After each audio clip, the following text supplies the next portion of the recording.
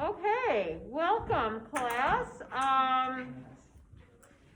We're going to start with prayer and then we'll make sure everybody has what they need and we'll get going. What should we pray for today?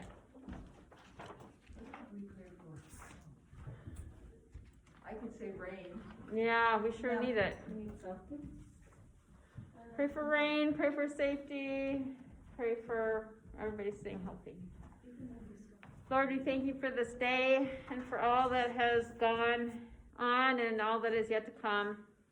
We ask for rain for the crops and everybody trying to grow things and all that depends on rain.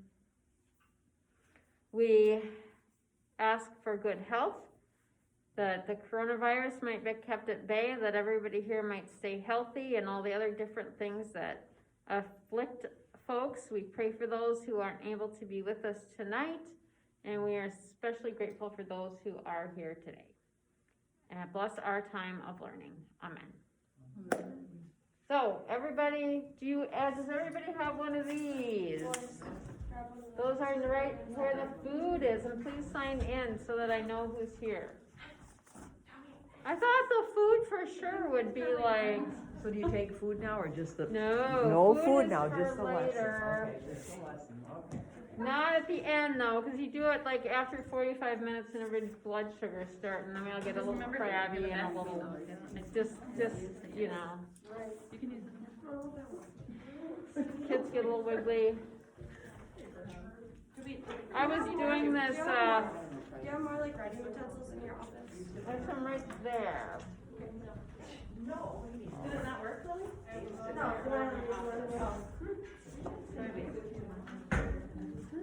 So I was doing this whole thing about how kids can't sit still for longer than 45 minutes. And then it's the middle of October when we usually have our bishop's convocation. And it's when all the pastors in the synod get together and we sit and listen to somebody talk to us. And I was really, some years are better than others. And I was really interested in the speaker. And out of the corner of my eye, somebody gets up to get coffee. Somebody gets up to use the restroom. Somebody goes out to take a phone call. I check my watch, by golly, it's 45 minutes in. I thought we are not any better than the kids when it comes to paying attention and sitting still. And something about human. So, excellent. So please sign in and grab one of those, and a pencil is on the other side. So we're going to start with 10 Commandments. Is everybody okay with me and my mask off? Am I far enough away? Because I think especially for the recording, I'm probably hard to hear. I believe in masks even though I'm not wearing one. So as a group, what are some rules or guidelines that you have at home? Let me grab the marker. What are some rules at home?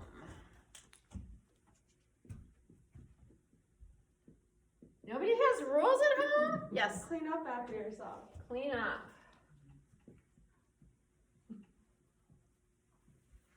Anyone else? Lots of rules in her house. Help others. Help others? So what about the rest of you? Do you not have rules in your house? Yes, Abe. Get to sleep on time, other time, get to sleep before 11. All right, bedtime. The screen's off. Yes, help me out. Tell me your name. Thomas. My brother. Don't kill Lily. Don't kill your sister. Thou shalt not kill. That would be me. I noticed you're sitting at different tables. That's maybe a good thing. I had two sisters. I had a twin sister and one who was a year ahead of me in school. So yeah, I know all about that. All about that. There's an older one too. Yeah. Sibling.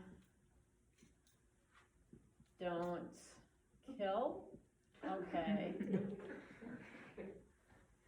Don't kill your siblings. How about you, Dylan? I bet that's real at your house too. Anything else? Okay, so This is probably sounding pretty familiar. I bet different homes have different rules. We have a lot of unspoken rules that we maybe don't even realize are kind of rules until we go over to a friend's house and they do things differently. See, in my family, we always had dessert with dinner, but it was real dessert too. It wasn't like fruit. We had fruit with our meal. And dessert was like a cookie or ice cream or, real dessert. Well, my friend across the street, I remember having like lunch was like a SpaghettiOs or something on the plate, and there was a pear right where your milk glass would be. And so I started to eat it because I thought that was what I was supposed to eat with a meal. She goes, "Oh, that's for dessert." And I was like, "Oh no!" And then I went home thinking, "What? I don't understand. Who doesn't get dessert?" So that was a rule in her house. And my mom was smart enough to know that if you do not want your children eating something, you don't put it on the table. But her mom had trained them. You get trained that this is the way it's done. So that was a funny little rule. You have different rules about what types of movies you can watch, how much time you can spend with, we call it screen time these days. You maybe have friends who can play video games that you're not allowed to play yet. So how about rules at school? Most of you go to the same school, so Raise your hand. raise your hand. She's good at it. Anybody, any other rules? Thomas? No running in the halls. Oh, yeah, no running in Even the though halls. everybody does that. Why do you think you have that rule? Because a kid was running and a girl walked out of a classroom into the hand and the girl had a seizure. Ouch, wow. So maybe there's a reason for that rule. Yeah, Thomas? So that way I don't get to go first in lunch line. You don't what? So that way I don't get first in lunch.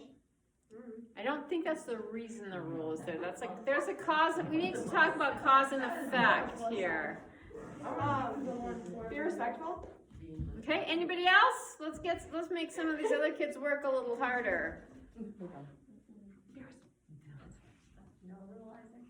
School rule, Keep your mask above your nose. keep your mask above your nose, right, Abe? Oh, pay attention in class. Pay attention, Delilah says be responsible. Yeah. be responsible. Okay, that's a pretty big idea, responsibility. Thomas? Be respectful. Respectful, okay.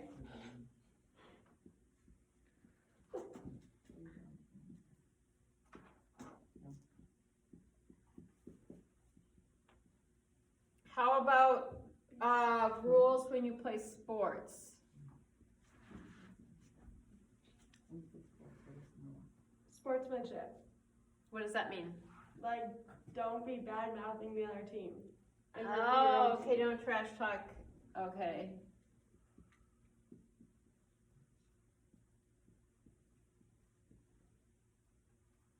Yeah, No unnecessarily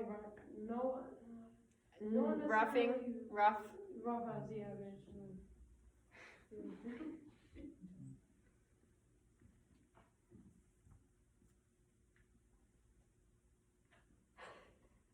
Anything else? Be a team player. What does that mean?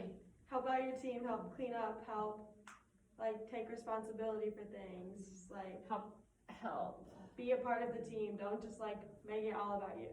Okay, not just about you. There is no I in team, right? Exactly. Others? Play by the rules, right? Whatever sport you you, have to every follow those sport rules. has its rules. Okay. What about among your friends? Now, I know you don't have any rules written down, but what are some rules that kind of, Trust. trust? When you tell them something confidential, not to tell others. So that's like a not gossiping thing? Yeah. Not, do you think every friend group has a no gossiping rule? No. I hope not, because I know a whole lot of people who break that rule. Thomas? Don't kill Thomas. Okay, excellent. Excellent. Others? Help me out with your name. Isaac. Isaac. My friends, I know it's a little, don't beat each other up, or maybe it's okay to beat each other up. Say sorry after you beat each other up. Do you have to say sorry if you hurt each other? Be kind. Be kind.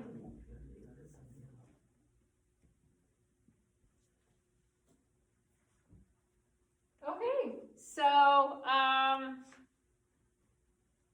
let's see, where do you find the most differences? I guess we've kind of already, I think with home and friends, every friend group has its kind of unwritten rules. And as you go through life, some of you might be friends with the exact same kids you're friends with in kindergarten.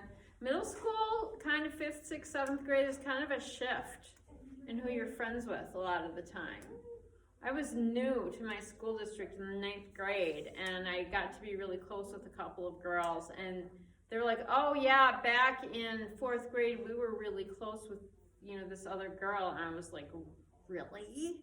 Because she was into all the kind of stuff you're not supposed to get into when you're in middle school or really ever, and I was just like, how did that happen? And your values change, and usually I think it's kind of your family's values really start to come through, and you start to realize there's some kids that it just isn't really helpful for you to hang out with anymore.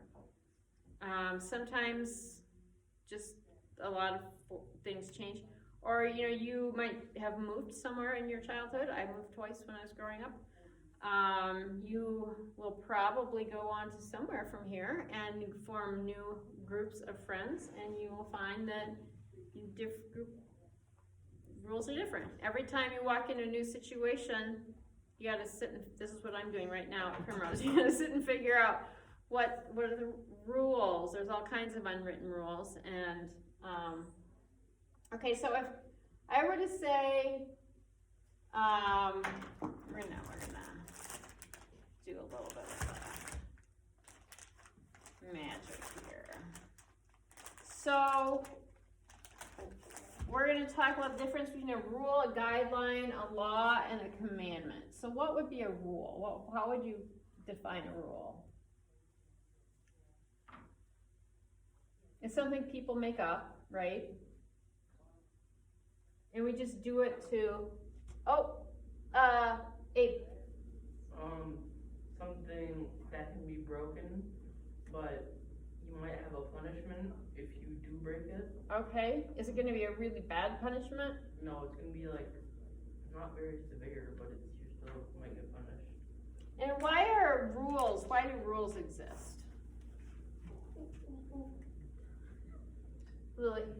To kind of keep everything in order. Good, yeah. But they're not as strict as the law. And who makes rules?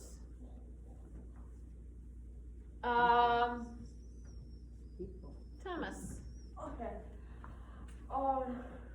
People who tend to be in charge, if you're the president, you're probably So kind of a person in charge. Yeah. So what's a guideline? Does anybody know what a guideline is? Thomas? In my opinion, guidelines are kind of like rules, but you can actually break them, at least in my opinion. Something to try and stick by, so they'll be try and do this, and you'll just stay. It's for the kind of most part, yeah. flexible, more flexible. And it's sort of, we have guidelines to kind of help you. A guideline might be something like your dress code at school, or a dress code in workplace. It would be like, okay, this is the general idea of what we're shooting for your behavior, actions, whatever. It's to help you kind of fit in or stay in line. And you can't really break a guideline because it's just there to help you. Did you have I was just thinking an expectation, right? Rules are expectations for how you want people to act. Right. And what is a law? What's the difference between a rule and a law? Who makes laws? Lily. The government makes them. Government, Abe? Say a group of people decide on laws that maybe some Okay, but can you and I make a law Yeah. right here, just like, No. now can we make a rule? Sure. Thomas? They're like laws, but it's a lot more annoying, and you tend to get in a lot more trouble for breaking them. So who can make a law? Oh, I know this one. Okay. We already said this, I'm just reestablishing. Like kind of like a ruler or whatever. Ruler, Government. government makes laws. Who else makes laws since we're talking in church? Since we're in church? God. God, woo! All right, good job. So now, what is a commandment? Thomas. Kind of like God's laws. It's one of God's laws, yeah. And when you look at your Old Testament, when you look at Exodus and Leviticus and Deuteronomy, there's all kinds of laws. There's like 525 laws in there. But that's not an exact number. It's pretty close though. I am not going to go through and count them all up. But we lift up 10 commandments. And as we study the commandments, which we'll be doing in the weeks ahead, we'll find that everything is pretty much covered in 10 commandments. The other laws are all there as sort of almost a commentary on the law. You know, you could take those smaller laws and say, more specific laws, and say, gosh, which commandment is this addressing? And it'll probably be having to do with, do not steal. You know, how do you, if you hurt your neighbor's ox, now what? Well, then you need to replace it. So that would be a matter of theft, of helping, don't steal. You could find a commandment that would fall under.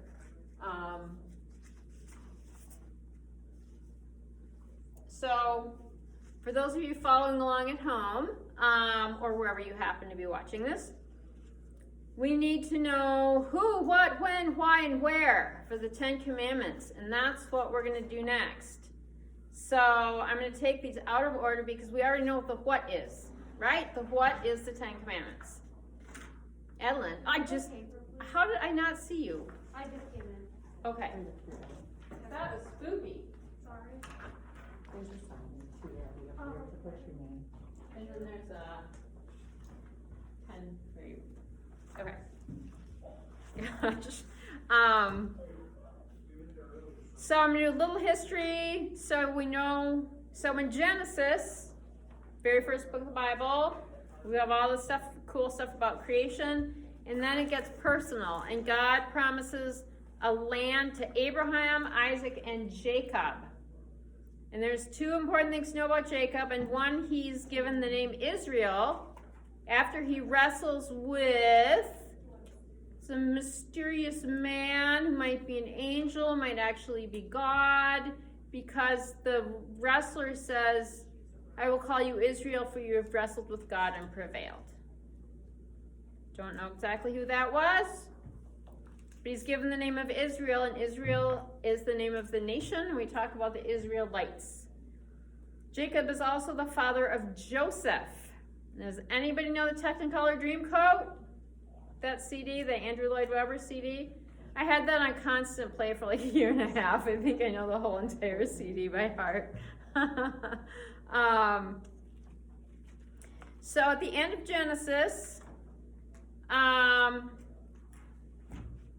so Genesis is when Joseph and the famine comes, and then everybody moves to Egypt because that's where the food is, and they have to keep selling. First they sell their land, their livestock to buy food, and the only thing left they have to sell is themselves. They sell themselves into slavery, and they sell their children into slavery, and that is, of course, one of the horrible things about slavery is it just becomes a generational thing, and you get stuck being a slave. So Joseph was valued by Pharaoh, and as long as Joseph was around, that Pharaoh, he and Joseph kind of had a deal because Joseph had bailed him out of the famine. But then it says a new Pharaoh arose who did not know Joseph. And it's like, uh-oh, we are in trouble now. And all of a sudden, the Egyptians start going, wait a minute, there's way too many of these Israelites. We got to fix this problem. Who were the Israelites to them? They were the slave labor. So they needed enough people to do the work, but they didn't like how many people there actually were. So they have a whole process of trying to get fewer of them, but as slaves, they get treated very badly, obviously. That's kind of the definition of slavery. And so God finally hears their cry, and God sends who to help them? Moses. And how does Moses get Pharaoh to let God's people go? Does anybody know? So, Abe? The burning bush is before that, but you're right. The burning bush happens when Moses is brought up so they're trying to get rid of the people. The leaders go to the Israelite midwives and say, you got to drown the boys. And the midwives are like, oh, well, the women, they're so strong. They just have their babies before we get there, and there's nothing we can do. Which, of course, is ridiculous, because if there was, you wouldn't need midwives, but they must have been talking to men, because, So, Moses' family, when she had a baby boy, all of a sudden realized they had to keep him safe. So she puts him into the basket, sends him down the river. Pharaoh's daughter draws him out. And then he grows up in the palace. And all of a sudden he realizes that he's an Israelite and he's part of the slave class and not part of the ruling class. And he sees an Egyptian treat an Israelite badly, and he ends up killing that guy. All of a sudden, and then somebody says something to him a couple days later and realizes people know. So he does what anybody in a good crime story would do, and he just gets out of town. So he's in Midian. He makes, he finds a wife. His father-in-law has sheep. He's herding sheep, just being a regular guy. And that's when he comes across the burning bush. And the bush is on fire, but it's not consumed.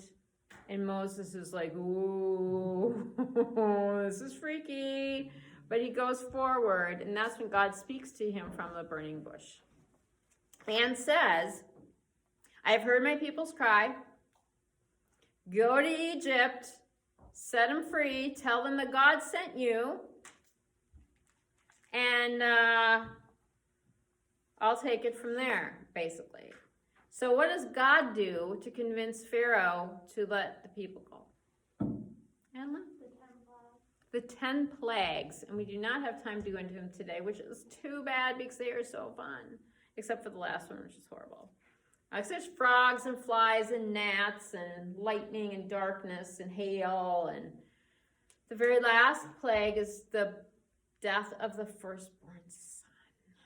And finally Pharaoh says, I just can't even deal with this. You take everybody associated with you and just get out of here.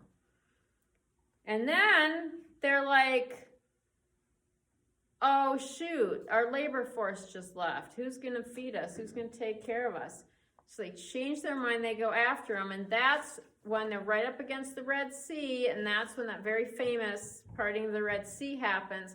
All of the Israelites go through, the water comes back, and the Pharaoh's army is drowned. Horse and chariot thrown into the sea. Anybody go to Bible camp, learn that one? That's actually in Exodus, is a song that Miriam sings. So there they are.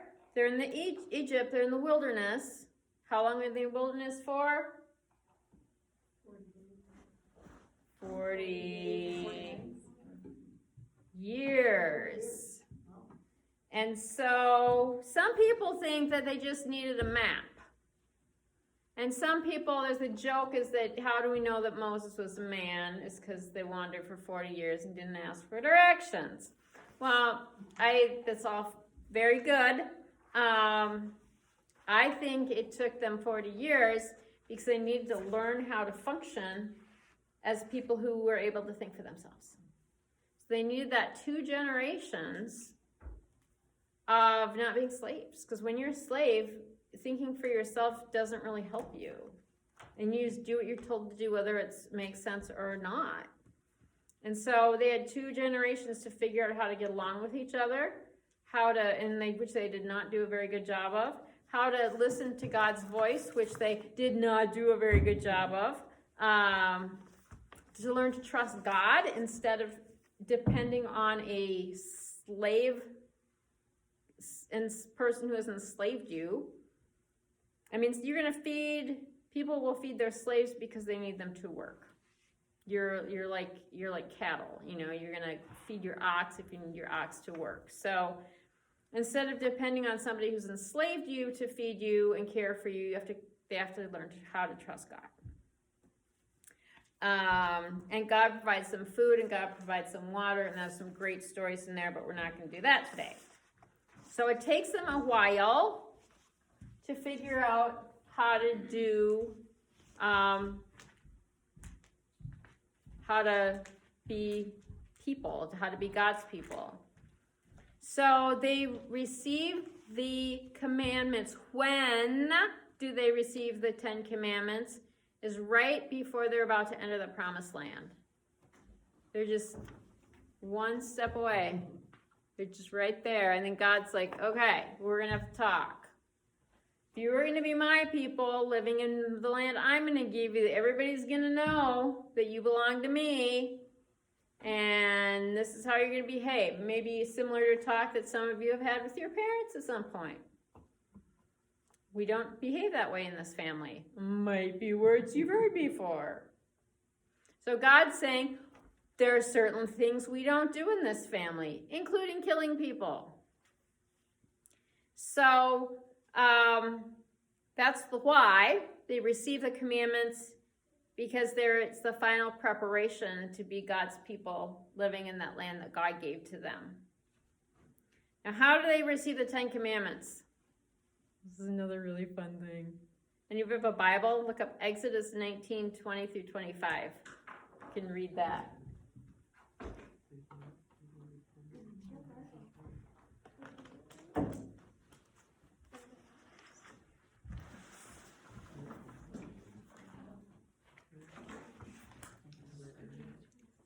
What chapter?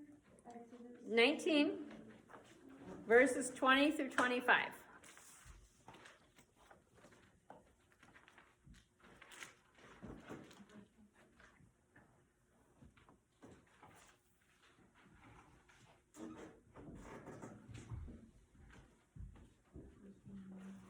So the books of the Bible, does everybody know where to find Exodus? Please tell me you do.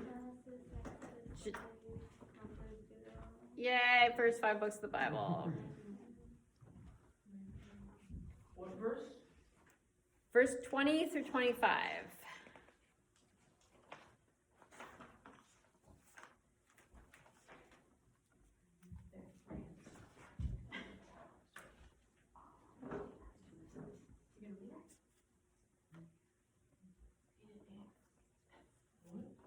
Oh, does anybody want to read that out loud for us?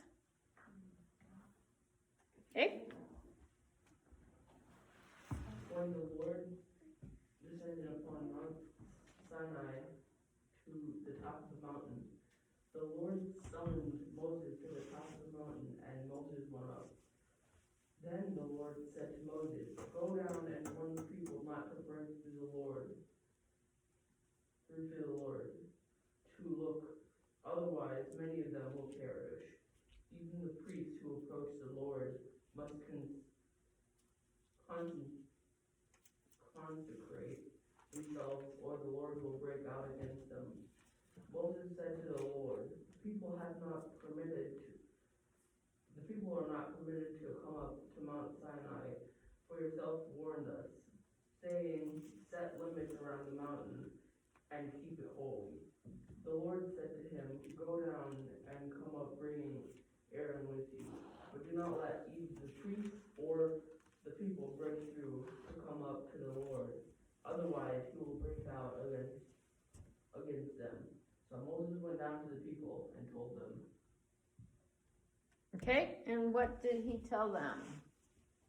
So they received the commandments because the Lord tells Moses to come up to the mountain and gives Moses the commandments. So they received them from the hands of Moses, but they ultimately came from God. So God's commandments, Moses is the messenger. And that ends this section, so we're going to take a break. Well, questions? I mean, I think that's pretty clear. We're going to take a break now, and I'm turning this off in case I have to post a smaller segment.